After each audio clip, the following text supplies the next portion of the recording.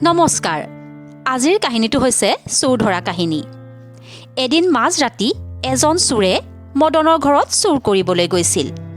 ঘৰৰ ভিতৰত প্ৰৱেশ কৰিবলৈ চোৰটোৱে ছালৰ ওপৰত বহি ছালৰ খাপৰিটা খুলিবলৈ আৰম্ভ কৰিছিল। মদনে তেতিয়া সাৰে আছিল। ঠিক তেনেতে মদনৰ ঘৰত ডকাইতৰ দল এটাই দপদপাই সোমাই আহিল।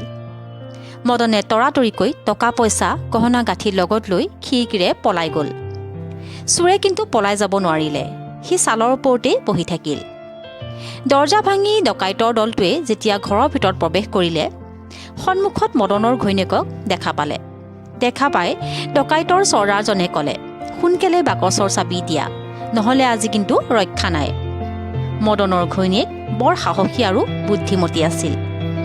তেওঁ ক'লে, ঘৰৰ গৃহস্থই যে বাকচৰ চাবিৰ লগত লৈ ভয়তে ছালৰ ওপৰত বহি আছে, দেখিছানে নাই? ডকাইতেও সেই চোৰক ঘৰৰ গৃহস্থ বুলিয়েই ভাবিলে। তাক ছালৰ ওপৰৰ পৰা নমাই আনি ক'লে, সোনকালে বাকচৰ চাবি দিয়া, নহ'লে এই দাখন দেখিছানে? চোৰটোৱে চাবি দিয়ে ক'ৰ পৰা? সি হতভম্ব হ'ল। ডকাইতহঁতে তাৰ লগত বাকচৰ চাবি থকা বুলি বিচাৰি চালে, কিন্তু বিচাৰি নাপালে। তেতিয়া সিহঁতে তাক খুব মাৰধৰ কৰিলে। ইমানতো তাৰ পৰা বাকচৰ চাবিৰ সুমূত্ৰ নাপায়, সিহঁতে তাক তাতে পেলাই থৈ তাৰ পৰা গুচি গ'ল। ডকাইতৰ দলটো যোৱাৰ পাছত ওচৰ চুবুৰীয়া মানুহবোৰ মদনৰ ঘৰলৈ আহিল।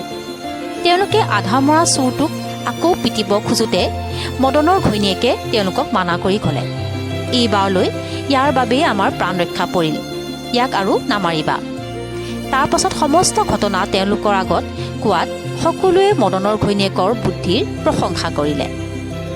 আজিলৈ আহোঁ। নমস্কাৰ।